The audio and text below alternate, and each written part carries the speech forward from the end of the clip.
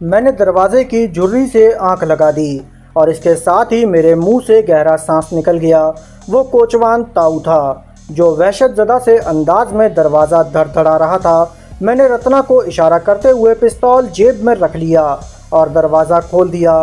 ताज़ा हवा का झोंका बड़ा सुकून बख्श महसूस हुआ था। दिन चढ़त आयो रे। ताऊ दरवाजे के सामने से हटते हुए बोला, कुछ खाओ पियो नहीं हो क्या? सारा दिन सोए रहोगे? मैं कमरे से बाहर आ गया। चारों तरफ चिट्टी धूप फैली हुई थी। मेरे अंदाजे के मुताबिक 9 बजे का वक्त होगा। मैं बाहर निकलकर इधर उधर देखने लगा। रत्ना भी बाहर आ गई थी। उसके बाल बिखरे हुए थे और आंखें सुर्ख हो रही थीं। तुम्हारी लुगाई तो बहुत सुंदर है। ताऊ रत्ना की तरफ देखते हुए बोला, इसकी सुंदरता ही ने तो मेरे को मार डाला है ताऊ। मैंने मुस्कुराते हुए कहा और दीवार के करीब पड़ी हुई बोतल की तरफ देखने लगा। उसमें शराब के चंद ही घूंट बचे थे। हालांकि रात को आधी बोतल थी।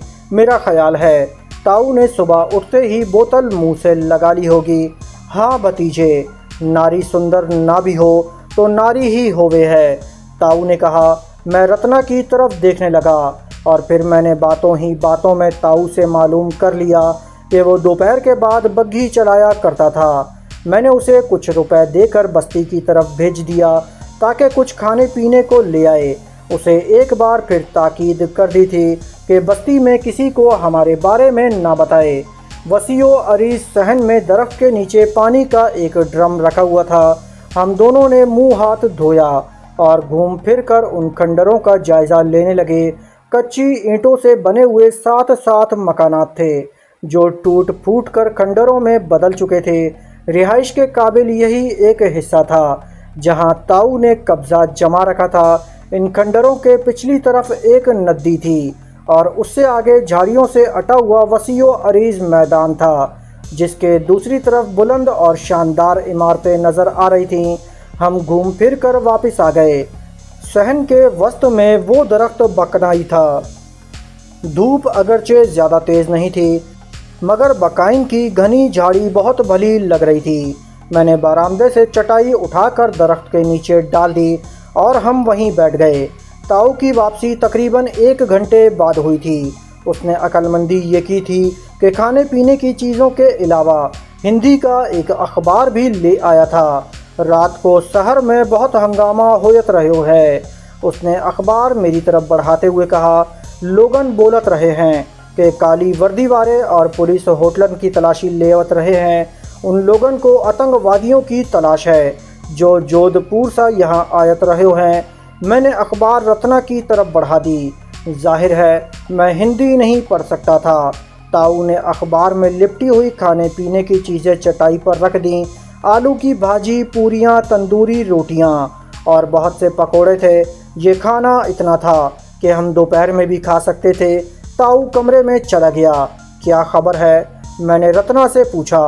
पाकिस्तानी दहशतगर्द मकराना पहुंच गया, यह हेडलाइन है, रत्ना ने कहा और फिर बताने लगी कि पुलिस और ब्लैक कैट कमांडोज रात भर हमें शहर में तलाश करते रहे हैं और तलाश का ये सिलसिला उस वक्त तक जारी रहेगा जब तक दहशतगर्द पकड़ा नहीं जाता। शहर से बाहर जाने वाले तमाम रास्तों की भी नाकाबंदी कर दी गई है। शहर से 10 मील दूर होटल में होने वाली दुर्घटना हमारे ही खाते में डाल दी गई है। इस हादसे में 3 अफराद हलाक और कई जख्मी हुए हैं। कई गाड़ियां तबाह हुई हैं। ताऊ को आते देखकर रत्ना खामोश हो गई। ताऊ एल्युमिनियम के 2 गिलास अंदर से लेकर आया था। उसने दोनों गिलास ड्रम से भरकर चटाई पर रख दिए और अखबार के एक टुकड़े पर अपने लिए खाना लेकर कदरे अलग होकर बैठ गया। क्या लिखा है पुत्र इसमें? वो मेरी तरफ देखते हुए बोला। लोगन बोलत हैं कि आतंकवादियों को पनाह देने वालों को भी गोली मार दी जाएगी। हाँ ताऊ, पत्थर में कुछ ऐसी ही बातें लिखी हैं। मैंने रत्ना से अखबार लेते हुए कहा। अखबार के पहले सफ़े पर होटल में होने वाली तबाहकारी की भी कई तस्वीरें थीं और ब्लैक कैट कमांडोज और पुलिस एहलकारों की भी जिन्हें अपनी सरगर्मियों में मसरूफ़ दिखाया गया था। ऐसे लोगों को पनाह नहीं देनी चाहिए ताऊ। मैंने बात जारी रखते हुए कहा, देश के दुश्मनों को तो वाकई गोली मार देनी चाहिए। हाँ भाया, देश के दुश्मनों के साथ तो ऐसा ही होना चाहिए, ताऊ ने कहा। और फिर बातों ही बातों में मैंने बूढ़े कोचवान को बता दिया कि हम चंद रोज़ यहाँ रहना चाहते हैं और उसका खर्चा भी हम देंगे। बात दरअसल ये है ताऊ, मैंने कहा, मेरे पिताजी इन काली वर्दी वालों से ज़्यादा जालिम और शफ़ाक आदमी हैं। इन्होंने हमें घर से निकाल दिया था, मगर उस वक्त वो सख्त गुस्से में थे। गुस्सा ठंडा हो जाने के बाद वो अपने फ़ैसले पर पछता रहे होंगे और उन्होंने भी हमारी तलाश शुरू करा दी होगी। मगर हम अब घर वापस नहीं जाना चाहते। पिताजी ने मुझे जायदाद से आग कर देने की धमकी दी थी। मुझे जायदाद की ज़रूरत नहीं, मैं अपने पैरों पर खड़ा होना चाहता हूँ। मैं पिताजी को बता दूँगा कि मैं उनके बगैर भी बहुत कुछ कर सकता हूँ। मैं लानत भेजता हूँ इस जायदाद पर। इस जैसी सुंदर नारी के लिए जायदाद तो क्या, दुनिया पर भी लानत भेजी जा सकती है, ताऊ ने मुस्कुराते हुए कहा। वो साथ साथ कचौरी, भाजी और तंदूरी रोटियों से भी इंसाफ करता जा रहा था। शायद कई रोज़ बाद उसे इस तरह पेट भर कर खाने को मिला था। तुम लोगन कोई फिक्र ही मत करो, वो कह रहा था, जितने दिन यहाँ रहना चाहे रहो, मगर मुझे दुख है कि मैं तुम प्रेमियों की कोई सेवा नहीं कर सकूँगा। अपनी सेवा हम खुद कर लेंगे। मैंने कहा, तुम बस इतनी मेहरबानी करना कि किसी को हमारे बारे में मत बताना। ये बात मैं बार बार इसलिए कह रहा हूँ कि मेरे पिताजी बहुत बड़े आदमी हैं, उनके ताल्लुकात भी हैं। उन्हें पता चल गया तो मुझे घर ले जाएंगे और मुझे मेरी पत्नी से जुदा कर देंगे।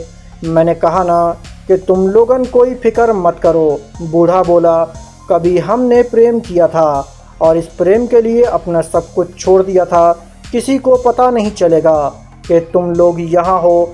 जितने रोज़ चाहो यहाँ रहो, बल्कि मैं तो कहता हूँ यहीं रह जाओ। कोई काम धंधा ना मिले तो मेरी बग्घी चलाते रहना, 2 वक्त की रोटी तो मिल ही जाएगी। मैं उसकी बात पर दिल ही दिल में मुस्कुरा दिया। ये ज़मीन और मकान किसका है, मैंने पूछा। ये सारी ज़मीनें ठाकुर रघुबीर सिंह की थीं, बूढ़े ताऊ ने जवाब दिया। 20 साल पहले जब मैं यहाँ आया था तो यहाँ चारों तरफ हरे भरे खेत थे। ठाकुर रघुबीर सिंह के बाप दादा इस हवेली के मालिक थे। 40 साल पहले भूचाल यानी ज़लज़ले में सब कुछ तबाह हो गया। ठाकुर के घर वाले दीवारों के नीचे दबकर मर गए, वो अकेला रह गया। 20 बरस पहले जब मैं ठाकुर के पास आया तो वो इस कमरे में बीमार पड़ा था। मैंने उसकी बहुत सेवा की थी। मरने से पहले उसके कोरे कागज़ पर ये सारे मकान मेरे नाम लिख दिए। भूचाल के बाद पता नहीं क्या हुआ कि सारी ज़मीनें वीरान होने लगी थीं। सारे लोगन उसका साथ छोड़ गए। लोगन ने उसकी ज़मीनों पर कब्ज़ा कर लिया। ये बस्ती मेरे सामने बनी थी। ठाकुर रघुबीर सिंह ने ये हवेली और मकान मुझे दे दिए थे, मगर अब सरकार कहती है कि मैं ये जगह खाली कर दूं। वो कच्ची बस्ती भी खाली कराई जाएगी और ये ज़मीन किसी को बेच दी जाएगी। यहाँ बड़े बड़े प्लाजे बनेंगे। खाना खाते हुए हम बातें करते रहे और फिर रत्ना ने बचा हुआ खाना संभाल कर रख दिया कि दोपहर को काम आ सके। 12 बजे के करीब बूढ़े ने अपने धंधे पर जाने की तैयारी शुरू कर दी। मैंने उसे कुछ रकम दी ताकि वो चादरें, ज़रूरत की कुछ और चीज़ें और रात के लिए खाना ले आए। मैंने उसे ये ताकीद कर दी कि वो कोई भी चीज़ इस बस्ती से ना खरीदे। बूढ़ा बग्घी लेकर चला गया। हमारे पास करने के लिए कोई काम तो नहीं था, सिवाय इसके कि बकाइन की ठंडी छाँव में चटाई पर पड़े ईंटें रहें। यूं तो ये जगह हमारे लिए महफूज थी, बकाल ताऊ के इस तरफ कोई आता भी नहीं था, लेकिन ये खदशा बहरहाल मौजूद था कि बस्ती का कोई आदमी या बच्चे किसी वक्त इस तरफ आ सकते थे। लेकिन बहरहाल एक ऐसी जगह मौजूद थी जहां हम बस्ती की तरफ से आने वाले रास्ते पर निगाह रख सकते थे। हम तकरीबन 1 घंटे तक दरख्त के नीचे बैठे रहे और एक बार फिर घूम फिर कर उन खंडरों का जायज़ा लेने लगे। ये सारी इमारतें कच्ची ईंटों से बनी हुई थीं। पिछली तरफ एक 2 मंजिला इमारत थी जिसके बेशतर हिस्से ज़मीन बोस हो चुके थे। मुझे इन इमारतों के तर्ज़ तामीर से ये अंदाज़ा लगाने में दुश्वारी पेश नहीं आई कि कम से कम 200 साल पहले यहाँ सबसे पहले एक शानदार हवेली तामीर की गई होगी और फिर ज़रूरत के मुताबिक उसमें तोसी होती गई। ये एक दूसरे से मिले हुए 5-6 मकान थे और राहदारियों के ज़रिए अंदर ही अंदर एक सिरे से दूसरे सिरे तक आया जा सकता था। घूमते फिरते हुए हमने उन खंडरों में एक ऐसी जगह भी तलाश कर ली थी जहां हंगामी सूरत हाल में छुपा जा सकता था। बूढ़ा कोचवान उस रात 9 बजे के करीब वापस आ गया। वो हमारी ज़रूरत की चीज़ें और खाने पीने का सामान ले आया था। चादरें मैंने इसलिए मंगवाई थीं कि ज़मीन पर बिछाकर सो सकें। इस जलंगा सी चारपाई पर चंद घंटे सोने से ही कमर दोहरी हो गई थी। मैंने वो चारपाई कमरे से बाहर निकालकर बूढ़े के लिए बरामदे के आखिरी सिरे पर डाल दी और दोनों चादरें ज़मीन पर बिछा दी। हमने खाना वहीं बैठकर खाया। बूढ़ा ताऊ दूसरी चीज़ों के अलावा अपने लिए दारू की बोतल भी ले आया था। खाने के बाद उसने बोतल खोल ली और उसके साथ बातें भी शुरू हो गईं। वो एक कोचवान था। उसे शहर के मुख्तलिफ इलाकों में जाने का मौका मिलता था, इसलिए वो बाज़ दूसरे लोगों की निस्बत शहर के हालात से ज़्यादा बाखबर रहता था। उसके कहने के मुताबिक शहर में दहशतगर्दों की तलाश अब भी जारी थी। कोई सुराय होटल और गेस्ट हाउस ऐसा नहीं था जहां पुलिस और काली वर्दी वाले लोगों को परेशान नहीं कर रहे थे। रेलवे स्टेशन और बसों के अड्डे पर भी लोगों को परेशान किया जा रहा था, मगर उन आतंकवादियों का कोई सुराग नहीं मिला था। मैं ताऊ से कुरेद कुरेद कर पूछता रहा। हमें वहां रहते हुए 4 दिन गुजर गए। इस दौरान अगरचे कोई ख़ास वाक़या पेश नहीं आया, लेकिन बूढ़े कोचवान पर अब मुझे कुछ शुबा सा होने लगा था। वो बग्घी चलाता था, भानत भानत के लोगों से मिलता था, उनकी बातें सुनता था। तांगा बान रिक्शा और टैक्सी ड्राइवरों के बारे में आमतौर पर ये कहा जाता था कि ये महा हरामी होते हैं और ये बूढ़ा तो शराबी भी था। अब तक अगरचे मैं उस पर भरोसा करता रहा था और इन 4 दिनों में कोई ऐसी बात नहीं हुई थी जो मेरे लिए तशवीश का बाइस बनती, लेकिन उस रात उसकी बातों से मुझे शुबा होने लगा था। 4 दिन तक तो मैं उससे शहर के हालात के बारे में कुरेद कुरेद कर पूछता जा रहा था, लेकिन इस रात वो मुझसे और रत्ना से हमारे बारे में कुरेद कुरेद कर पूछ रहा था। मैंने उसे बताया था कि मेरे बाप ने पसंद की शादी करने पर हमें घर से निकाल दिया था। अब वो मेरे बाप और रत्ना के माँ बाप के बारे में पूछ रहा था। बातों बातों में उसने हमें ये भी एहसास दिलाया था कि पुलिस और काली वर्दी वालों को जिन दहशतगर्दों की तलाश है उनमें एक खूबसूरत औरत और एक मर्द शामिल है। मेरा ख्याल है उसे अब हम पर कुछ शुबा होने लगा था और अपने शुबे की तस्दीक के लिए ही वो हमसे कुरेद कुरेद कर सवाल कर रहा था। मैं उसे बेवकूफ़ या सीधा साधा तो पहले भी नहीं समझता था, लेकिन अब ये एहसास शिद्दत इख्तियार करता जा रहा था कि वो हमारे बारे में कुछ जान चुका है। बूढ़े कोचवान पर शुबा हो जाने के बाद मेरा सुकून रुखसत हो गया था। हमें फौरी तौर पर अब किसी और ठिकाने का बंदोबस्त करना था और यहाँ से बाहर निकले बगैर हम कोई ऐसा बंदोबस्त नहीं कर सकते थे। लेकिन अब सूरत हाल ऐसी थी कि बाहर निकले बगैर चारा नहीं था।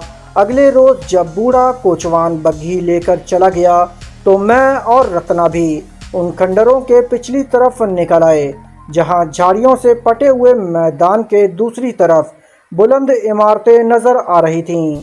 मैदान में झाड़ियों के बीच एक पगडंडी सी बनी हुई थी। हम दोनों आगे पीछे चलते रहे।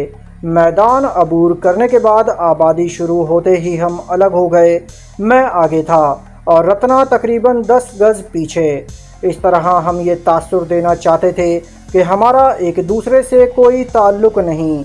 इकट्ठे होने की सूरत में हम पर किसी किस्म का शुबा किया जा सकता था, क्योंकि पुलिस को एक जवान आदमी और एक खूबसूरत औरत की तलाश थी। वो बहुत शानदार इलाका था, बुलंदो बाला इमारतें और रिहायशी फ्लैट और नीचे बड़े बड़े स्टोर वगैरह थे। कई रेस्टोरेंट्स भी थे। मैंने एक मर्तबा पीछे मुड़कर देखा और एक मयारी किस्म के रेस्टोरेंट में दाखिल हो गया। पिछले 4-5 दिनों के दौरान हम अच्छी चाय पीने को तरस गए थे। बूढ़ा कोचवान रात को आते वक्त कहीं से चाय तो ले आता था वो बद-ज़ायक़ा चाय ठंडी होकर कुछ और भी बद-ज़ायक़ा हो जाती थी, इसलिए मैंने सोचा था कि सबसे पहले एक कप चाय हो जाए। अंदर दाखिल होते हुए मैं ठिठक कर रह गया।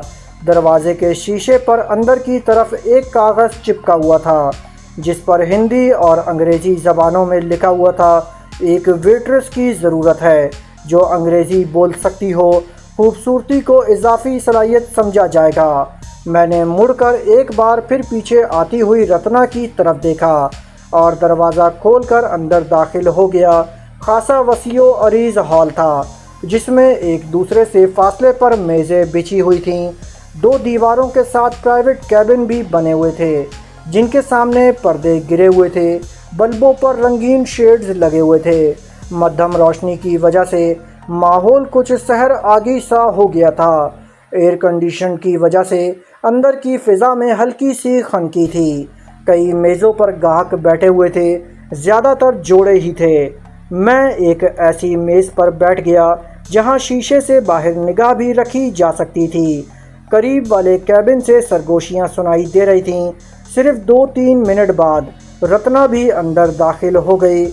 उसने एक लम्हे को दरवाजे में रुककर इधर उधर देखा और मेरी मेज़ से तीसरी मेज़ पर बैठ गई। दरमियान वाली मेज़ पर एक जवान लड़की और एक अधेड़ उम्र मर्द बैठा हुआ था। वो दोनों आगे झुके सरगोशियों में बातें कर रहे थे। कुछ देर बाद ही एक वेट्रेस मेरी मेज़ पर आ गई। दरमियाना कद, मुतनासिब जिस्म और चेहरे के नकूश बहुत दिल फरेब। उसकी मोटी मोटी सयाह आँखों ने उसके हुस्न को 4 चांद लगा दिए थे। उसकी उम्र 30-24 साल रही होगी। माथे पर बिंदिया चमक रही थी। उसने हल्के नीले रंग का ड्रेस पहन रखा था, मिनी स्कर्ट और स्लीवलेस ब्लाउज़ पर रेस्टोरेंट का मोनोग्राम भी बना हुआ था। वेट्रेसों के मामले में रेस्टोरेंट की इंतज़ामिया का इंतखाब वाकई लाजवाब था। उन्हीं की वजह से ऐसे रेस्टोरेंट भी चलते थे। मैंने उसे चाय का ऑर्डर दे दिया। मेरा 4 दिन का शेव बढ़ा हुआ था। वो अजीब सी नज़रों से मेरी तरफ देखती हुई रत्ना वाली मेज़ की तरफ बढ़ गई। मैं बाईं तरफ वाली मेज़ की तरफ देखने लगा। अरे रत्ना, तुम? ये आवाज़ सुनकर मैं उछल पड़ा और तेज़ी से घूमकर रत्ना वाली मेज़ की तरफ देखने लगा। मेरा दिल उछलकर हलक में आ गया। जिस्म के मस्साम पसीना उगलने लगे। वही वेट्रेस बड़ी गर्मजोशी से रत्ना से हाथ मिला रही थी। रत्ना के चेहरे का रंग भी मुतगय्यर हो गया था, लेकिन उसने फ़ौरन ही अपनी कैफियत पर काबू पा लिया था। यहाँ किसी शनासा का मिल जाना हमारे लिए ख़तरनाक साबित हो सकता था। वेट्रेस चंद लम्हे रत्ना से बातें करती रही और फिर किचन की तरफ चली गई। मैंने रत्ना की तरफ देखा। उसके चेहरे पर कुछ तमानियत सी देखकर मुझे भी कदरे इत्मीनान हुआ, लेकिन मेरा दिल अब भी धड़क रहा था। वेट्रेस तकरीबन 15 मिनट बाद किचन से बरामद हुई। उसने पहले मेरी टेबल पर मिक्स चाय का कप रखा और फिर रत्ना की मेज़ की तरफ चली गई और चाय का कप उसकी मेज़ पर रखने के बाद भी वहाँ खड़ी उससे बातें करती रही। काउंटर पर बैठा हुआ कैशियर कभी वेट्रेस को और कभी रत्ना को घूर रहा था। रत्ना की चाय ख़त्म होते ही वेट्रेस उसके पास आ गई और फिर रत्ना उठकर उसके साथ रेस्टोरेंट के पिछले हिस्से की तरफ चली गई, जहां एक दरवाजे पर ऑफिस की प्लेट लगी हुई थी। वो दोनों दरवाज़ा खोलकर अंदर दाखिल हो गईं। वेट्रेस तो 10 मिनट बाद वापस आ गई, लेकिन रत्ना अंदर ही रही। जैसे जैसे वक्त गुजर रहा था, मेरी बेचैनी बढ़ रही थी। वेट्रेस ने मेरे सामने बिल रख दिया। मैंने बिल अदा कर दिया, लेकिन उसके बाद भी मैं बैठा रहा।